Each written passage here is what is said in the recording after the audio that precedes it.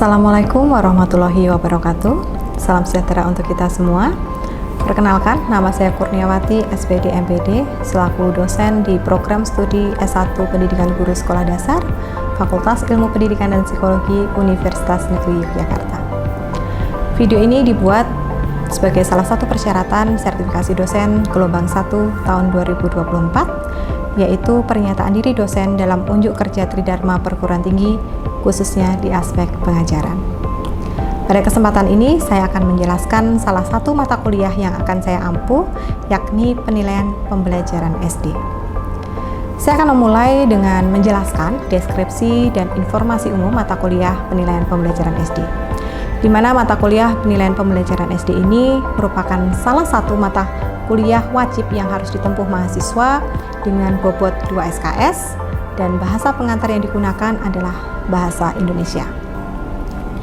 Mata kuliah penilaian pembelajaran SD ini membekali mahasiswa agar memiliki rasa tanggung jawab, bersikap kritis dan adil terhadap penilaian pembelajaran. Para mahasiswa diharapkan mampu menguasai konsep dasar penilaian dan hasil, serta mahasiswa terampil juga dalam merencanakan, mengelola, dan mengevaluasi pembelajaran. Oleh karena itu, materi yang dibahas dalam pertemuan perkuliahan adalah pengertian penilaian, prinsip-prinsip penilaian, karakteristik penilaian, ruang lingkup penilaian di SD, kemudian teknik-teknik penilaian pembelajaran, penilaian ranah kognitif, afektif, dan psikomotorik, kualitas instrumen, kemudian pengelolaan hasil penilaian, melanjutkan bagaimana melaporkan hasil penilaian itu sendiri. Perkuliahan ini mengajak mahasiswa untuk mengeksplorasi materi dipadukan dengan metode pembelajaran, diskusi, presentasi, dan tugas terstruktur. Penilaian difokuskan pada keterlibatan mahasiswa dalam interaksi kelas, presentasi, dan kualitas produk, yaitu instrumen yang dibuat atau dikembangkan oleh mahasiswa. Metode pembelajaran yang digunakan adalah seperti group discussion, diskusi, kemudian tanya jawab, dan presentasi. Ada juga ceramah untuk menyampaikan materi dosen kepada mahasiswa. Adapun CPMK dari mata kuliah ini adalah mahasiswa mampu mendeskripsikan pengertian penilaian, prinsip-prinsip, karakteristik, dan peran penilaian secara logis dan kritis. Yang kedua, mahasiswa mampu mendeskripsikan ruang lingkup penilaian di SD berdasarkan taksonomi Bloom. Yang ketiga, mahasiswa mampu mengidentifikasi teknik-teknik penilaian pembelajaran. Yang keempat, mahasiswa mampu mengembangkan penilaian HOTS ranah pengetahuan secara logis, kritis, dan kreatif. Yang selanjutnya adalah mahasiswa mampu mengembangkan penilaian afektif secara logis, kritis, dan kreatif. Dan mahasiswa juga mampu mengembangkan penilaian psikomotorik secara logis, kritis, dan kreatif. Dan mahasiswa juga diharapkan mampu membuktikan kualitas instrumen. Dan yang terakhir adalah mahasiswa mampu mengolah dan melaporkan hasil penilaian secara logis, kritis, dan kreatif. Adapun bagaimana cara saya menyampaikan materi pada perkuliahan akan saya sampaikan pada micro teaching di akhir video. Micro teaching ini merupakan perkuliahan pada minggu ke-13 yang mempunyai tujuan agar mahasiswa mampu membuktikan kualitas instrumen. Selamat menyaksikan. Assalamualaikum warahmatullahi wabarakatuh. Waalaikumsalam warahmatullahi wabarakatuh. Selamat siang semuanya. Siang, Ibu. Oke. Bagaimana kabarnya hari ini? Luar biasa. Oke. Siang-siang, meskipun sudah siang perkuliahan di siang hari ini ya, tentunya tetap semangat ya. Semangat pagi! Pagi, luar biasa. Oke, tepuk tangan, luar biasa ya. Baik, teman-teman, terima kasih untuk perkuliahan siang hari ini. Kita akan melanjutkan ya perkuliahan hari ini, tentu saja di penilaian pembelajaran sekolah dasar. Oke, sebelum kita masuk ke materi ya, saya ingin bertanya ke teman-teman semuanya. Oke, bisa dibaca ya. Bagaimana teman-teman mengukur luas lapangan sepak bola? Ada yang mau menyampaikan? Katanya? Hey, Ibu. Oke. Pakai meteran. Pakai meteran. Yang lain? Ada yang mau menyampaikan? Saya Bu, pakai penggaris. Oke, yakin bisa pakai penggaris? Bisa. Oke, ada yang berpendapat? Yang lain mungkin? Saya Bu, bisa, tapi kalau pakai penggaris itu kan biasanya 30 cm, 30 cm. Nah, kalau 30 cm, 30 cm takutnya nanti ada yang miss dan salah pengukuran. Oke, kita beri tepuk tangan untuk kita semua. Oke, selanjutnya teman-teman lihat di layar ya. Kalau tadi lapangan sepak bola gitu ya. Bagaimana sih menghitung berat emas? Ada yang tahu? Oke. Menggunakan neraca. Menggunakan neraca. Yang lain? Ada? Oke. Pakai timbangan digital, Ibu. Pakai timbangan digital. Apa sih kriteria gitu ya? Alat ukur yang bagus itu yang seperti apa, teman-teman? Yang sesuai bagaimana maksudnya? Jadi kalau misalnya teman-teman mau mengukur luas lapangan sepak bola begitu ya, akan lebih tepat menggunakan apa? Meteran yang panjang gitu ya, dari titik A ujung gitu ya, ditarik gitu ya ke titik B akan akurat. Misalnya panjangnya berapa meter begitu ya, akan sangat tidak akurat atau tidak tepat gitu ketika tadi menggunakan penggaris gitu ya. Begitu juga tadi dengan emas ya. Ketika emas misalnya teman-teman punya nih cincin 2 gram gitu ya, ditaruh di timbangan berat badan mungkin tidak akan terdeteksi, betul, maka tidak tepat. Maka teman-teman hari ini kita akan membahas terkait dengan bagaimana sih memastikan instrumen gitu ya yang sudah teman-teman buat nanti itu layak atau instrumen itu dikatakan bagus atau valid begitu. Nah, maka saya juga ingin tanya ke teman-teman pembelajaran atau perkuliahan minggu lalu terkait dengan jenis-jenis instrumen yang ada di penilaian pembelajaran SD. Itu ada apa aja? Ada tes dan non-tes. Teman-teman kemarin sudah mengembangkan 3 instrumen ya, betul ya? Ada apa aja? Kognitif, dan psikomotorik. Oke, teman-teman sudah mempunyai 3 instrumen. Maka teman-teman masih ingat ya langkah-langkah dalam pengembangan sebuah instrumen. Nah, kalau teman-teman lihat di langkah-langkah sana, teman-teman sudah sampai tahap mana? Buat instrumennya, gitu ya. Teman-teman sudah buat instrumen. Maka langkah yang harus dilakukan selanjutnya apa? Di sana melakukan validitas ya. Oke, betul. Konsep validitas adalah sejauh mana sih ya ketepatan atau kecermatan suatu alat yang teman-teman sudah kembangkan tadi ya, baik itu instrumen tes atau tadi soal ya, teman-teman sudah mengembangkan instrumen yang kognitif, afektif, dan psikomotorik. Tepat nggak untuk mengukur apa yang ingin diukur? Tepat nggak misalnya teman-teman kemarin membuat soal apa yang sudah kamu buat, Mbak? Afektif tentang mengukur tentang sikap siswa, kedisiplinan. Kedisiplinan itu tepat nggak instrumen yang sudah kamu kembangkan itu memang untuk mengukur kedisiplinan siswa? Seperti itu ya teman-teman. Nah, di dalam konsep validitas ini dibagi menjadi 3 ya. Ada validitas isi, validitas konstruk, dan validitas kriteria. Ya, teman-teman juga nanti bisa mencari informasi tambahan ya. Validitas isi itu adalah sejauh mana sih butir-butir gitu ya, item-item soal. Misalnya teman-teman membuat 10 soal. Nah, 10 soal itu tepat nggak untuk mengukur? Misalnya teman-teman mengembangkan yang kognitif, Mbaknya mengembangkan apa? Pengetahuan. Ya, pengetahuan apa? Soal apa? Kemampuan membaca. Kemampuan membaca, oke. Nah, berapa soal yang dibuat? Oke, 10 soal itu apakah memang tepat untuk mengukur kemampuan membaca siswa atau tidak? Itu adalah validitas isi ya. Jangan-jangan nih ya yang sudah dikembangkan ternyata mengukur terkait dengan kemampuan misalnya yang selain membaca gitu ya, misalnya matematika atau yang lain, berarti soal yang dikembangkan atau yang dibuat itu tidak tepat atau tidak sesuai untuk mengukur kemampuan membaca gitu ya. Sampai di sini ada pertanyaan?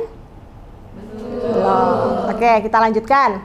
Yang kedua adalah validitas konstruk. Kalau tadi validitas isi itu mengukur sejauh mana gitu ya instrumen atau item-item yang teman-teman kembangkan itu atau yang teman-teman buat itu mewakili seluruh gitu ya yang mau diukur itu. Kalau validitas konstruk ini secara teoritis ya, nanti secara empiris itu benar-benar mengukur apa yang mau diukur atau tidak, atau secara data empiris. Jadi kalau di validitas konstruk itu sudah empiris, sudah uji coba langsung atau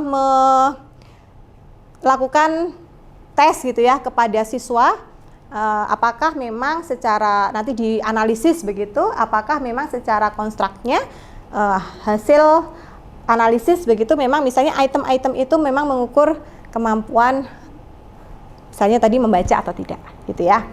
Oke, kemudian validitas kriteria ini apabila kemudian tes dirancang untuk memprediksikan teman-teman. Jadi biasanya tidak, ini khusus ya, biasanya untuk penerimaan mahasiswa baru atau karyawan baru gitu. Jadi memprediksi apakah orang misalnya menerima mahasiswa atau menerima karyawan ini prediksi nanti sesuai dengan keinginan atau tidak. Jadi biasanya membandingkan juga dengan kriteria tertentu gitu ya.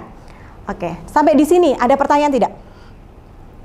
Belum ya? Oke, kita lanjutkan.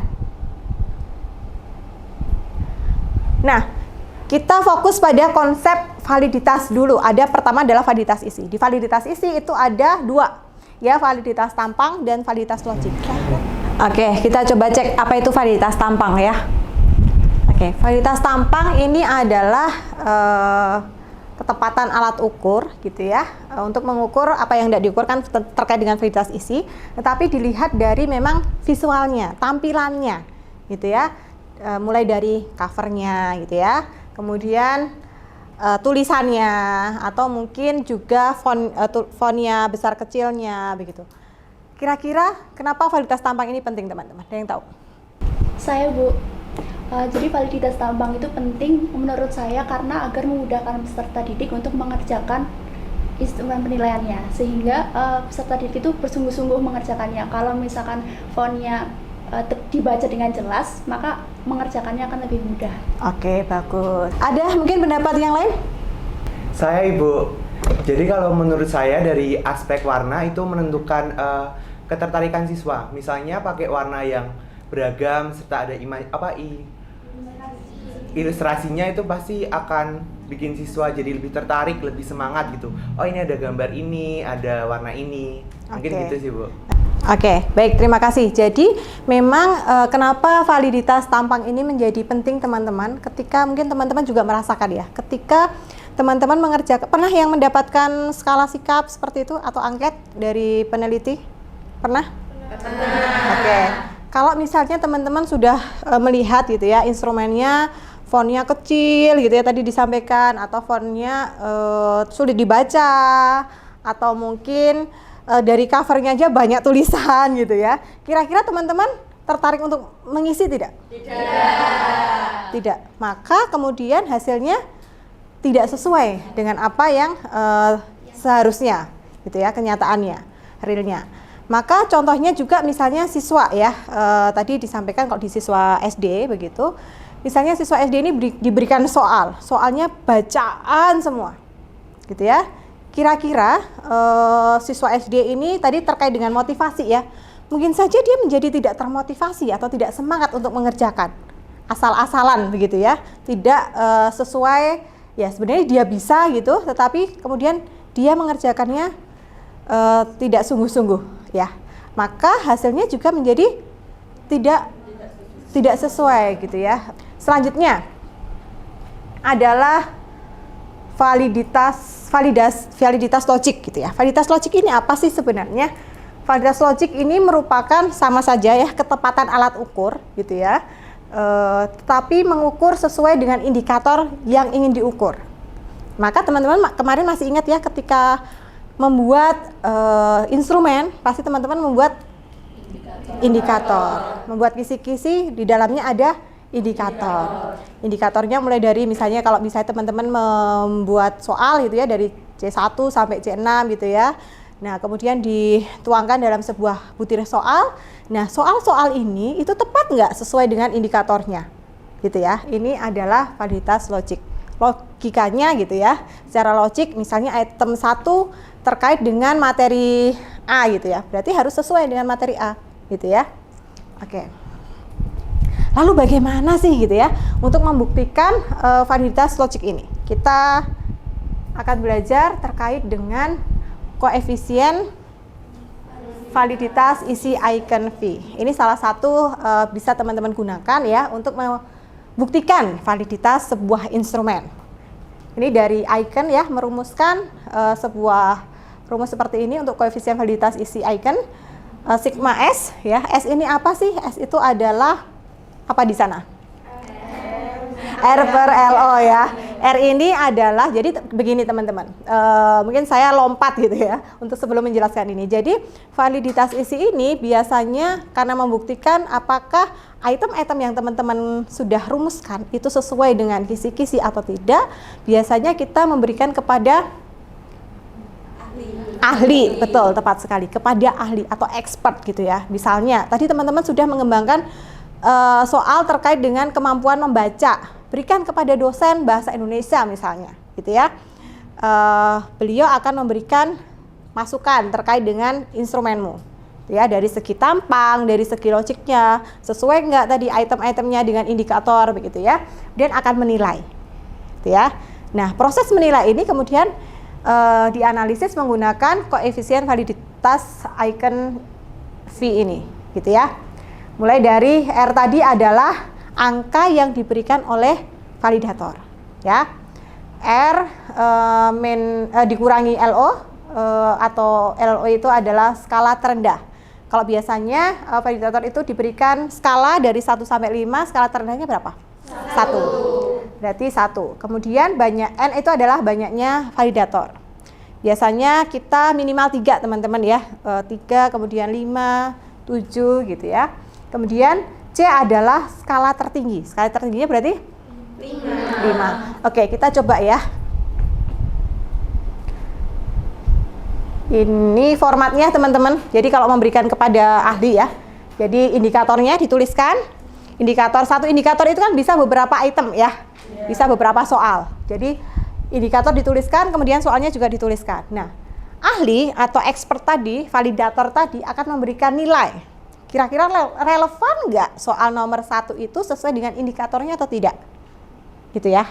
Kemudian ya mungkin kalau misalnya sesuai dengan tidak hanya relevan atau tidak, tetapi bagaimana sih penulisan? Teman-teman masih ingat ya bagaimana penulisan soal pilihan ganda itu ada aturannya gitu ya. Terkait dengan instrumen, afektif, skala itu juga ada aturannya. Nah, itu juga pasti akan diberikan komentar oleh validator ya. Kemudian ya itu masukkan di saran dan mereka akan memberikan nilai. Misalnya sangat sesuai dan memang bagus banget gitu ya. Mungkin bisa diberikan nilai 5 dan seterusnya. Nah, selanjutnya ini contoh saja teman-teman. Misalnya ada 5 validator nih memberikan penilaian terhadap item 1. Ya, itemnya berarti validator 1 itu memberikan skor berapa? 4. Validator 2 5 dan seterusnya ya. Tadi S adalah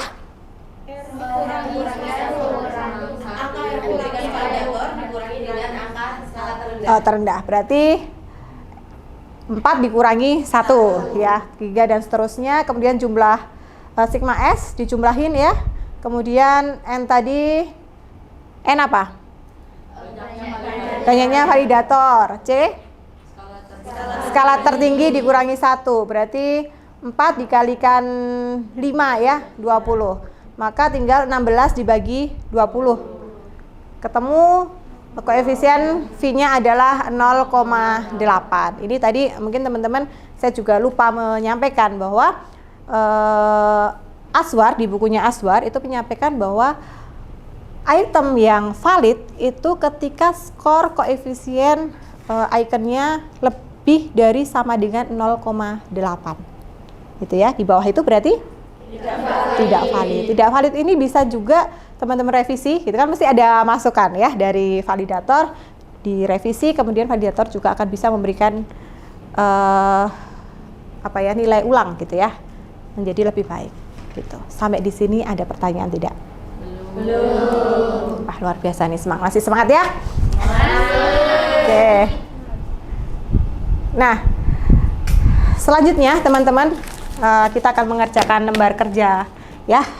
Silahkan berkelompok, mungkin bisa depan belakang saja.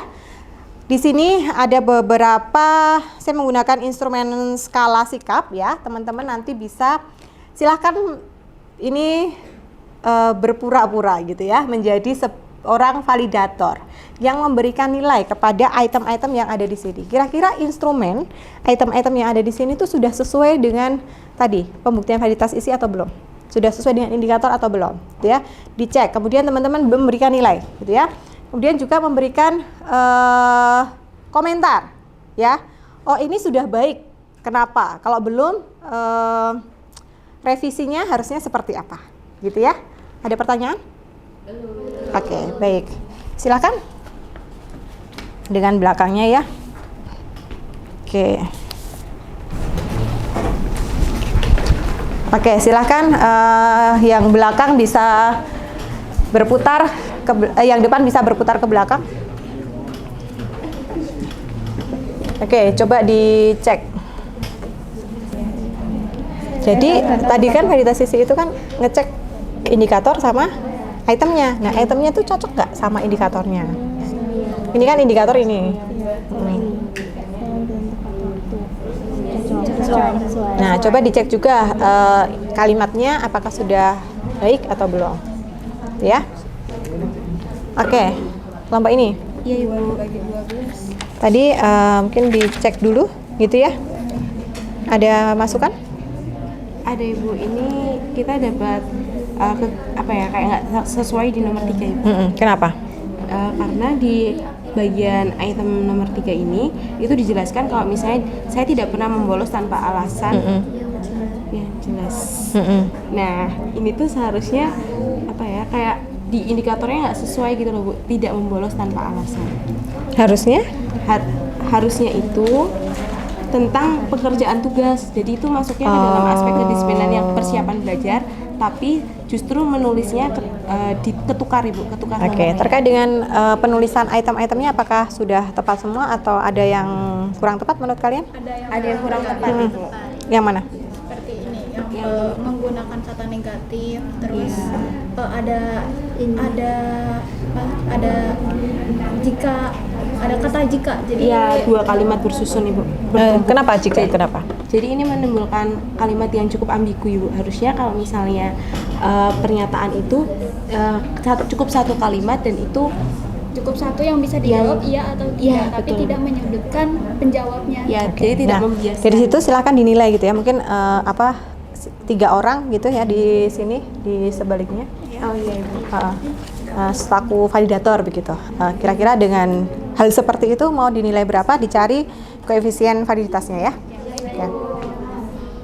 Oke, baik. Sudah selesai semua teman-teman? Sudah. Oke, selanjutnya kita akan melakukan membandingkan gitu ya. Hasil review teman-teman, kelompok 1, kelompok 2 apakah sudah sesuai atau belum. Oke. Siapa yang akan menyampaikan dulu? Saya Ibu. Oke. Jadi menurut kelompok kami setelah kami analisis bahwa untuk di item 3 sendiri mereka kurang sinkron Ibu. Jadi di aspek kedisiplinan dikatakan bahwa ketaatan terhadap aturan dengan indikator tidak membolos tanpa alasan. Namun di instrumen mengatakan saya menyelesaikan tugas-tugas sekolah tepat waktu jika guru mengingatkan. Jadi itu tidak berkesinambungan sama sekali. Untuk hasil validitasnya kami menemukan nilai dengan hasil 0,16 yang berarti tidak valid. Tidak valid. Oke, kita beri tepuk tangan untuk kelompok 3. Oke, baik teman-teman, hari ini kita sudah belajar tentang apa aja? Validitas, instrumen. Oke, ini mengecek validitas ya. Mungkin teman-teman saya juga menyampaikan tadi mungkin belum tersampaikan ya. Jadi di dalam validitas ini tadi mungkin teman-teman sudah menghitung koefisien validitas ya. Nah, ini merupakan bagaimana teman-teman membuktikan validitas ya. Jadi bukan uji validitas, tapi adalah membuktikan validitas gitu ya. Oke. Mungkin ada hal-hal yang belum teman-teman pahami? Sudah semuanya? Sudah. Oke, kalau begitu silahkan keluarkan kertas. Saya akan cek pemahaman teman-teman hari ini. Ya.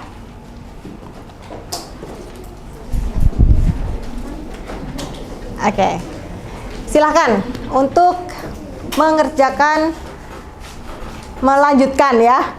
Kira-kira item 2, item 3, item 4, item 5, dan item 6 itu koefisien validitasnya berapa, dan berikan kesimpulan kira-kira valid atau tidak valid.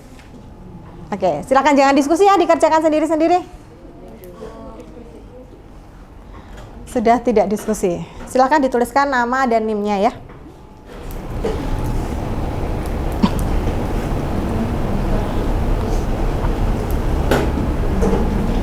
Oke, teman-teman semuanya sudah selesai atau belum? Sudah. Oke, coba kita cek. Nah, kita koreksi bersama ya. Oke, untuk item 2 berapa skornya? 0,75. Oke, berarti? Tidak valid. Oke, coba ya yang salah langsung ini tes kejujuran ya. Langsung disilang ya. Oke, yang item 3? 0,5. Nah, yang benar berapa? 0,5. 0,5 atau 0,2? 0,5 ya. Berarti tidak valid.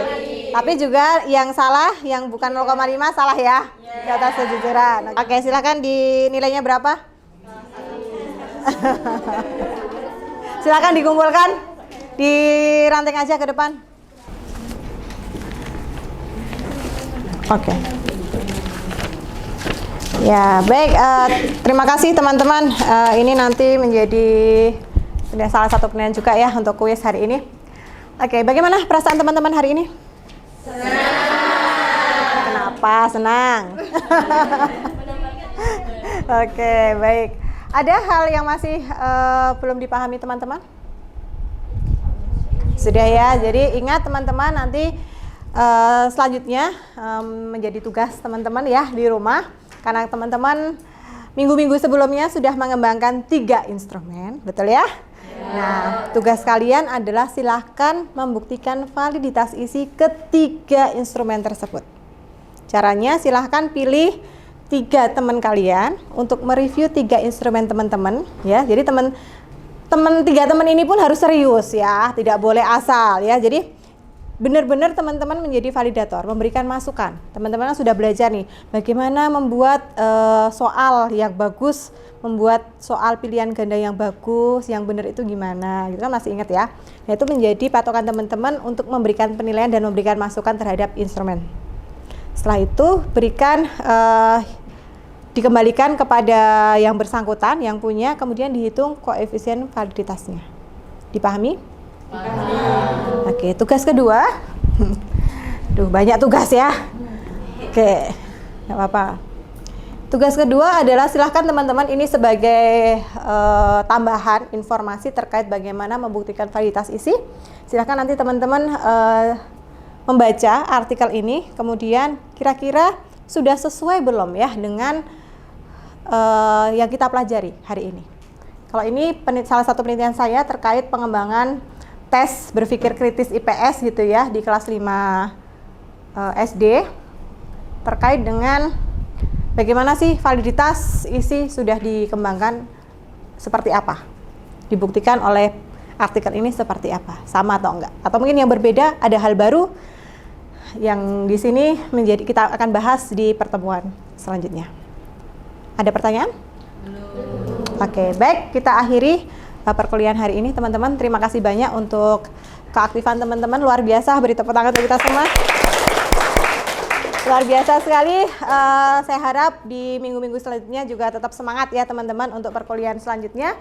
Banyak kurangnya saya untuk perkuliahan hari ini saya mohon maaf. Saya akhiri. Wassalamualaikum warahmatullahi wabarakatuh. Waalaikumsalam warahmatullahi wabarakatuh.